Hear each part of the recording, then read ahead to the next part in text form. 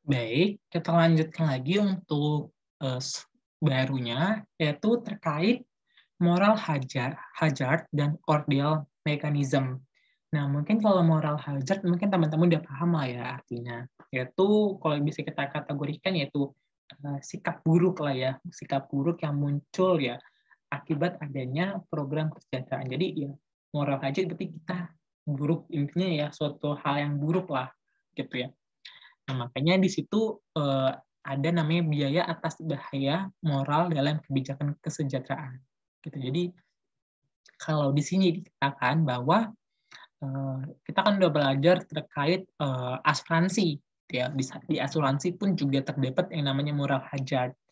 Gitu. Jadi kalau di sini kan pemerintah itu apa namanya? Campur tangan dalam masalah kemiskinan karena pemerintah ingin redistribusinya lebih merata gitu ya. Jangan sampai hanya ada apa yang namanya tempat-tempat tertentu saja yang mungkin kesejahteraannya baik gitu. Nah, mungkin sama kegiatan pasar. Jadi pemerintah mengintervensi dalam masalah ini yang pertama karena tadi yang untuk redistribusi, yang kedua masalah terkait kegagalan pasar.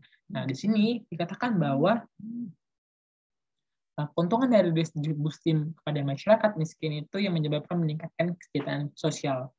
Nah, jadi kalau di sini kayak pemerintah mengkolek ya apa yang dibilangnya, mengambil satu rupiahnya dari orang kaya dan akan diberikan kepada orang yang miskin. Nah, itu kalau berjalan dengan baik ya akan meningkatkan kesejahteraan sosial masyarakatnya gitu ya, akan meningkatkan kesejahteraan bagi masyarakat yang mungkin tadi miskin tadi gitu ya. Nah, tetapi gitu ya pada realnya kondisi uh, aslinya gitu ya, mungkin di sini dikatakan bahwa berdasarkan ahli ekonomi gitu ya, bahwa ketika sudah dikolek gitu ya, sudah dikumpul gini, tetapi ada yang bocor. Jadi kayak ya namanya kayak ibaratnya dia ngambil misalnya 100. Nah, tapi pas waktu direalisasikan itu nggak 100. Jadi ada yang bocor itu istilahnya. Makanya dibilang ada leaky bucket. Jadi ada wadah yang bocor. Jadi kita membawa uang dari orang kaya kepada yang miskin tadi, tetapi uang yang dari orang kaya tadi itu nggak secara 100% itu berada di tangan yang tepat. Jadi ada yang bocor, ada yang terjatuh lah istilahnya. Gitu teman-teman. Nah, jadi makanya terdapat 3 penyebab kebocoran ataupun ya ketidakbaikan gitu ya dari kebijakan ini. Makanya ada terkait biaya administrasi. Itu mungkin yang penyebab kebocoran itu ya ada biaya administrasi, ada beban pajak yang transfer dilakukan, dan ada moral hazard effect. Jadi yang mungkin diterima 100 itu dipotong. Nah, dipotong untuk pertama biaya administrasi, dipotong lagi untuk beban pajak, ada moral hazard effect. Nah, jadi dari yang 100 itu nanti yang disampaikan ataupun yang diberikan kepada masyarakat miskin itu tidak seperti itu, nggak 100%-nya juga. Nah, makanya di sini ada namanya apa ya dibilangnya rumus ya untuk menghitungnya. Nah, pertama kalau di sini kalau secara anunya ini dikurungi ya. Ini aku karena ambil dari apa materi cutting gitu ya.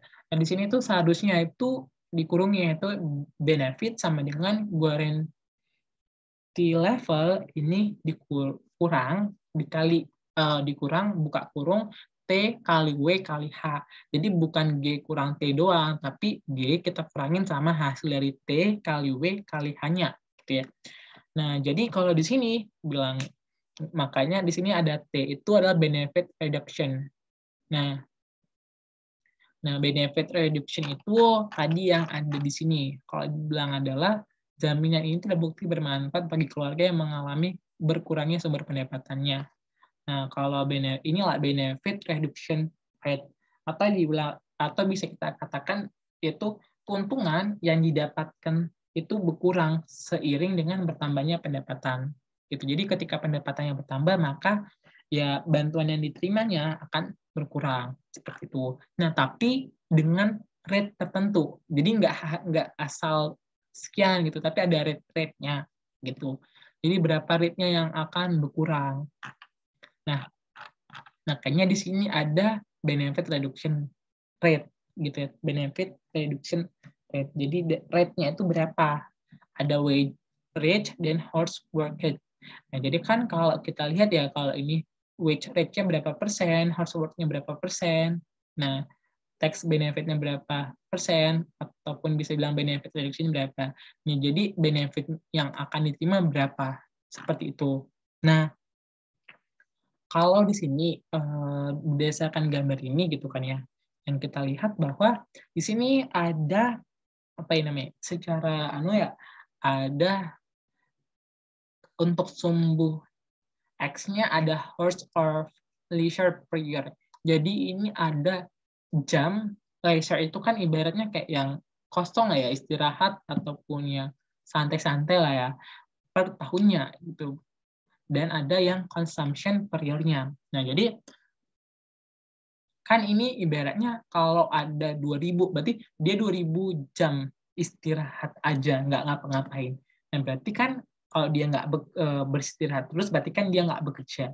Nah, berarti ketika dia nggak bekerja, gitu kan konsepnya gitu ya, ini kan horse of leisure, jadi berarti jam dia istirahatnya. Berarti kalau ketika dia 2000 jam beristirahat dan nggak bekerja, maka consumption per year-nya bakal 0, gitu ya. Ibaratnya ya dia nggak ada bekerja tapi beristirahat terus ya, mau makan dari mana gitu kan ya. Sedangkan kalau yang ini kan titik C, sedangkan di titik A ini dia nggak ada leisure-nya, dia nggak ada istirahat, berarti dia to do work setiap saat, jadi bekerja terus sehingga consumption-nya ataupun pendapatannya tinggi, yaitu 25.000. Nah, ini sih, makanya itu ibaratnya kita bilang itu kayak sebagai kurva awalnya lah ya, ada A, B, dan C. Nah, kalau di sini kita lihat bahwa sampel yang ada di sini itu ada X, Y, dan Z. Nah, di mana sini X, Y, dan Z. Nah, kalau misalnya nih, ini kan ada ya slope ya. Slope-nya itu, which-nya itu minus 12,5. Nah, jadi 12,5 itu, ini kan kalau biasanya kita ngukur kurvanya, itu kan biasa kan ada rumusnya ya. Rumusnya berapa sih tingkat kemiringannya. Nah, kalau ini ya pakai gradient aja gitu ya. Kayak tingkatnya berarti kita anukan nilai dari Y dibagi X. Minus ya, karena ya emang gitu untuk mencari kayak kemiringan gitu ya. Jadi di sini wages-nya berarti ini 25.000 dibagi 2.000 ya. 25.000 dibagi 2.000 kan hasilnya 12,5 gitu. Ibaratnya kalau kita bilang di sini itu dengan 25.000 dibagi 2.000 jadi negatif ya. Negatifnya pokoknya kalau untuk mencari tingkat kemirikan negatif ya, pokoknya minus Y per X ataupun pakai gradien. Seperti itu aja teman-teman. Nah, jadi kalau di sini kan kita lihat bahwa yang paling ya, kalau secara sampel di sini tuh ada subjeknya ya, X, Y, dan Z. Di mana yang paling banyak ya konsumsinya gitu ya. Ya pasti yang Z. Nah, di mana dia itu pendapatannya ada 20.000, yang Y itu ada 10.800, yang X-nya itu ada 5.000. Ya, seperti itu. Jadi yang paling rendah X, yang middle-nya Y, dan yang paling tinggi itu ada Z. Dengan wage-nya minus 12,5. Seperti itu. Nah, di sini pemerintah menetapkan garis kemiskinannya, ya, garis kemiskinannya yaitu sebesar 9.800. Ibaratnya kalau orang ibaratnya itulah dasarnya. Jadi kalau misalnya ada orang yang di atas 9.800 itu kita kategorikan orang yang mampu atau berkecukupan. Sedangkan orang yang di bawah 9.800 ini orang yang miskin. Nah, seperti itu. Jadi di sini garis kemiskinan yang pemerintah tetapkan itu senilai 9.800. Nah, kalau di sini diasumsikan bahwa pemerintah di sini kan ada apa ya namanya? Penjelasannya itu ya labor subsidization with a 100% benefit reduction rate. Jadi ada 100% benefit reduction rate. Nah, kalau di sini if worker are subject to a welfare system with a 100% BRR, then their budget constraint change from ABC to ABD. Nah, jadi yang pertama dengan adanya BBR atau benefit reduction rate 100%, yang kurva awalnya yaitu dari A, B, C menjadi A, B, D.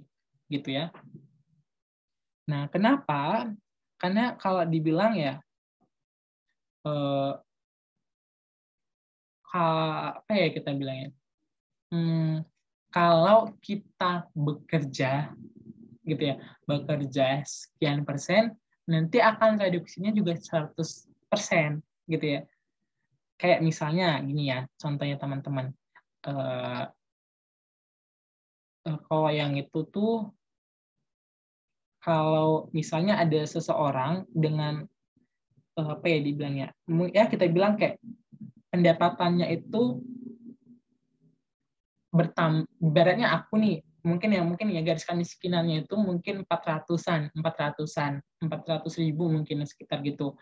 Nah, jadi ketika itu kan ibaratnya maaf, garis kemiskinannya 400.000, pendapatan aku 350 misalnya seperti itu ya. Jadi kan aku dikategorikan orang yang miskin. Nah, jadi ketika kalau benefit rate-nya itu 100% gitu ya. Nah, misalnya aku bekerja dapat tambahan gaji pendapatan 100. Jadi kan yang pertamanya 350 menjadi 450. Nah, di mana aku itu sudah di atas apa yang namanya? Di atas garis kemiskinan tadi. Nah, tapi ketika aku dapat tambahan 100.000 ini, bantuan yang aku terima dari pemerintah itu juga berkurang senilai 100%-nya, berarti senilai 100.000-nya gitu. Jadi ya akan hasilnya sama gitu ya. Hasilnya bakal sama, yaitu yang satu naik 100%, yang satu lagi turun 100% bantuan gitu.